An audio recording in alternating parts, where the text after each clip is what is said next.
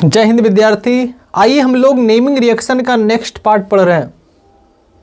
Part 1 हम लोग बना चुके हैं, आप लोग वीडियो जाके देखें। पार्ट 2 में हम लोग आए हैं और ये जितना भी आपको नेमिंग रिएक्शन बताया जा रहा है सारा इंपॉर्टेंट है। क्या बोला? प्राथमिक एमीन को क्लोरोफॉर्म तथा पोटेशियम हाइड्रोक्साइड के साथ गर्म करते हैं तो आइसोसाइनाइड का निर्माण होता है। लिखना है, याद करना है, ठीक है। और याद रखना ये आइसोसाइनाइड का सुगंध तो नहीं बोल सकते, इसको दुर्गंध बोलेंगे, क्योंकि इतना खराब होता है, इतना खराब होता है, पूरा विषैला का जैसा गंध देता है, जिसे हम लोग कार्बिल एमीन भी कहते हैं। और यह अभिक्रिया कार्बिल एमीन अभिक्रिया कहलाता है। चलिए एग्जाम्पल से हम लोग प्रस्तुत करते हैं। प्राथमिक एमीन अर्थात NH2 एक कार्बन से, देखो यहाँ कनेक्ट है, डायरेक्ट एक कार्बन से कनेक्ट है, इसलिए 1 डिग्री एमीन इसको बोलेंगे। इसका अभिक्रिया किससे करवाएंगे? क्लोरोफॉर्म से, साथ में होगा पोटेशियम हाइड्रोक्साइड। तो आपको आइसोसाइनाइड बनाना है। CN का मतलब होता है साइनाइड और NC लिखेंगे तो हो जाएगा आइसोसाइनाइड, और साथ में यहाँ लगा देंगे CH3। और क्या क्या बन सकता है देखिए, पोटेशियम Cl को लेके भागेगा तो हो जाएगा पोटेशियम क्लोराइड, और साथ में वही बनेगा जल। ये चीज़ आपको याद रखना पड़ेगा। संतुलित करना है कर सकते हैं। Cl का संख्या यहाँ पे 3 है, यहाँ पे K का संख्या 1 है, तो इसको 3 बना देते हैं, तो यहाँ भी 3 बनाना पड़ जाएगा। अब आपके पास देखिए ऑक्सीजन का संख्या यहाँ पे 3 हो गया। कितना हो गया भाई? 3। लेकिन यहाँ पे ऑक्सीजन का संख्या कितना? 1, तो इसको 3 बनाना पड़ेगा। अब संतुलित हो गया। और एक एग्जांपल लेते हैं।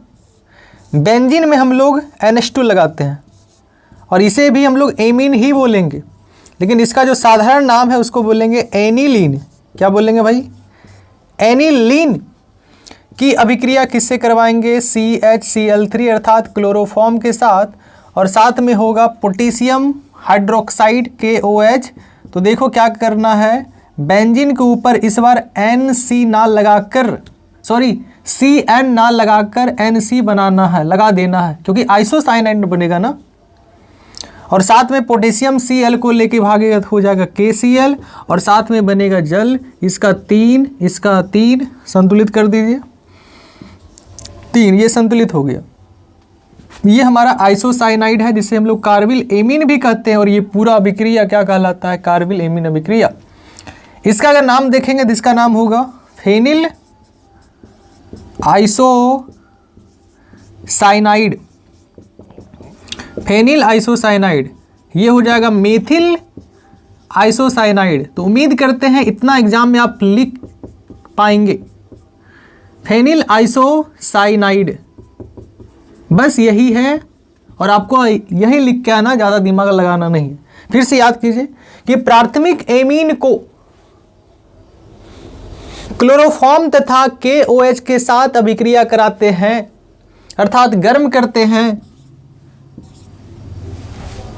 ये जो त्रिभुज का साइन देख रहे हैं इसका मतलब होता है गर्म करना। तो क्या बनता है? आइसोसाइनाइड। और इसका दुर्गंध इतना खराब होता है कि अगर आप इसके सामने जाएंगे तो लग रहा है बेहोश हो जाएंगे, विषैला के जैसा दुर्गंध होता है। चलिए हम लोग नेक्स्ट रिएक्शन में मिलते हैं। आइए हम लोग नेक्स्ट रिएक्शन की ओर बढ़ते हैं, और ये रिएक्शन भी काफ़ी इंपॉर्टेंट है, जिस अभिक्रिया का नाम है रोजेनमुंड अभिक्रिया। ये भी काफ़ी आसान है, थोड़ा ध्यान से देखेंगे। क्या बोल रहा है कि एसिड हैलाइड का अपचयन कराने पर, एसिड हैलाइड का अपचयन करवाने पर एल्डिहाइड प्राप्त होता है, और यह अभिक्रिया क्या कहलाता है? रोजेनमुंड अभिक्रिया। देखिए एसिड हैलाइड का जो जनरल रूप होता है अर्थात संकेत होता है, ये होता है। इसका क्या करवाएंगे? अपचयन, और अपचयन करने वाले को अपचायक बोलते हैं, और अपचायक रूप में होगा PDBSO4।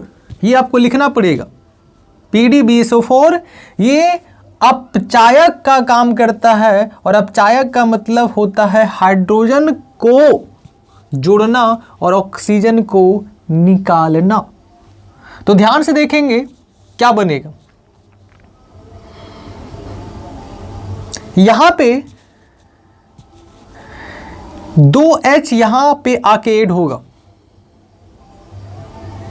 देखिए यहां पे Cl टूटेगा और जैसे Cl टूटेगा तो H किसको लेके भाग जाएगा, Cl को। यहां पे देखिए हमको 2H का जरूरत है, क्योंकि अपचयन का मतलब होता है हाइड्रोजन का जुड़ना, और जुड़ने वाला जो है वो कौन है, ये अपचायक। एक H Cl को लेके भागेगा तो बन जाएगा HCl, और साथ में RC के साथ एक H और आ जाएगा, और आ जाएगा O तो पहले से है। तो बताइए एल्डिहाइड मिला या नहीं। तो सिंपल आपको जनरल फॉर्म लिख देना है, हो गया। फिर से याद कीजिए, जब एसिड हैलाइड का अपचयन करवाते हैं तो एल्डिहाइड प्राप्त होता है, और यही अभिक्रिया रोजेनमुंड अभिक्रिया कहलाता है। उम्मीद करते हैं आपको ये। विद्यार्थी आइए नेक्स्ट रिएक्शन की ओर हम लोग बढ़ते हैं, जिस रिएक्शन का नाम है राइमर टिमन अभिक्रिया, और बहुत ही फेमस रिएक्शन है। जो कहानी कह रहा है, जो लैंग्वेज कह रहा है वो लिख दीजिए, हो गया रिएक्शन। क्या बोल रहा है कि जब फिनॉल की अभिक्रिया क्लोरोफॉर्म CaCl3 तथा सोडियम हाइड्रोक्साइड के साथ किया जाता है, इसको आप गर्म कर देंगे तो बताइए क्या बनेगा, क्या बनेगा, सैलिसिल एल्डिहाइड बोल रहा है, सैलिसिल एल्डिहाइड। फिर से पढ़िए, जब फिनॉल में क्लोरोफॉर्म मिलाकर NaOH के साथ गर्म करते हैं तो सैलिसिल एल्डिहाइड बनता है, और यह अभिक्रिया राइमर टिमन अभिक्रिया कहलाता है। तो बेंजीन में बताओ क्या लगा देंगे, OH, और यहाँ हो जाएगा CHO। तो इसी का नाम होता है सैलिसिल एल्डिहाइड। क्या नाम होता है, सैलिसिल एल्डिहाइड। और साथ में क्या बनता है, NaCl, साथ में क्या बनता है, जल। संतुलित नहीं भी करेंगे आपको फुल में फुल नंबर मिलेगा। अगर आप संतुलित कर पाते हैं तो कर देंगे, कोई दिक्कत नहीं है। तो विद्यार्थी आज हम लोग नेक्स्ट रिएक्शन की हम लोग बात करेंगे, जिसका नाम है कैनिजारो अभिक्रिया। क्या बोला, जब फॉर्मल्डिहाइड बोले तो HCHO की अभिक्रिया किसके साथ करवाएंगे, सोडा लाइम के साथ। तो बताओ क्या बनेगा, अल्कोहल और सोडियम फॉर्मेट, और यही अभिक्रिया क्या कहलाता है, कैनिजारो अभिक्रिया। तो आराम से इसको लिखना है HC, एक और एक ऐड होगा और यहां लगा देना है Na। इसको सोडियम फॉर्मेट पढ़ते हैं, और साथ में आपका अल्कोहल बनेगा CH3OH। अब देखो कार्बन का संख्या यहां पे 2 है, तो ऐसा करें इसको 2 बना दें, क्या संतुलित है, देख लीजिए। कार्बन का संख्या 2, यहां भी 1 1 2 हो गया। ऑक्सीजन का संख्या 2, और यहां पे कितना है, 1 2 1 3, यहां भी देखिए 2 1 3 हो गया। H का संख्या देखो कितना हो गया, H का संख्या हो गया, इधर हो गया आपका CH2OH, CH2O, अर्थात 2 दूना 4, 4 1 कितना हुआ 5, यहां भी देखो 3 4 1 5, सोडियम 1 सोडियम 1, संतुलित हो गया। तो सिंपल याद रखना कि जब फॉर्मल्डिहाइड की अभिक्रिया सोडा लाइम के साथ कराते हैं तो मेथिल अल्कोहल और सोडियम फॉर्मेट बनता है, और यह अभिक्रिया क्या कहलाता है, कैनिजारो अभिक्रिया। एग्जाम में केवल लिखना है एकदम लैंग्वेज को सही तरीका से, उसके बाद एक एग्जाम्पल दे दें, हो गया। आइए हम लोग एक रिएक्शन का और बात करेंगे, उसके बाद हम लोग इस वीडियो को अंत करने वाले हैं। देखिए जय हिंद विद्यार्थी, ये आपका नेक्स्ट रिएक्शन है जिसका नाम है हॉपमान ब्रोमाइड अभिक्रिया। एक वीडियो और लेके आने वाले हम लोग, उसके बाद सारा रिएक्शन का काम तमाम, और इससे बाहर कभी भी नेमिंग रिएक्शन आ ही नहीं सकता है। तो आप लोग ध्यान दे पढ़ने में, किसी भी प्रकार का लापरवाही ना बरते। चलिए इसी में देखिए एक रिएक्शन बताने वाले थे जिसका नाम है एल्डोल संघनन अभिक्रिया। तो ये रिएक्शन नहीं बताएंगे क्योंकि ये हम बता चुके हैं। अगर मेरा फर्स्ट वीडियो देख रहे होंगे, फर्स्ट से देखते आ रहे होंगे, तो ये हम कहीं ना कहीं लिखवाए हैं इसके पिछले वाला वीडियो में। तो आपको मेहनत करना है, जाके पिछले वीडियो देखें और सारे वीडियो का आनंद उठाएं ताकि एग्जाम में आने वाले हर क्वेश्चन को आप डील कर पाएंगे। क्या बोलना, जब किसी एमाइड का पता है ना क्रियाशील मूलक क्या होता है, CONH2। इसकी अभिक्रिया किससे करवा रहे हैं, Br2 के साथ में क्या होगा, KOH। तो क्या बनता है, एमीन। सिंपल, R के साथ NH2 लगा दीजिए, ये आपका एमीन बन गया। और साथ में क्या क्या बन सकता है, और साथ में आपका देखो क्या क्या बन सकता है, पोटेशियम Br को लेके भागेगा, पोटेशियम ब्रोमाइड हो सकता है। और साथ में आपका क्या क्या बनेगा, जल भी बन सकता है। और साथ में आपका क्या क्या बन सकता है, एक और बनेगा जिसका नाम है K2CO3।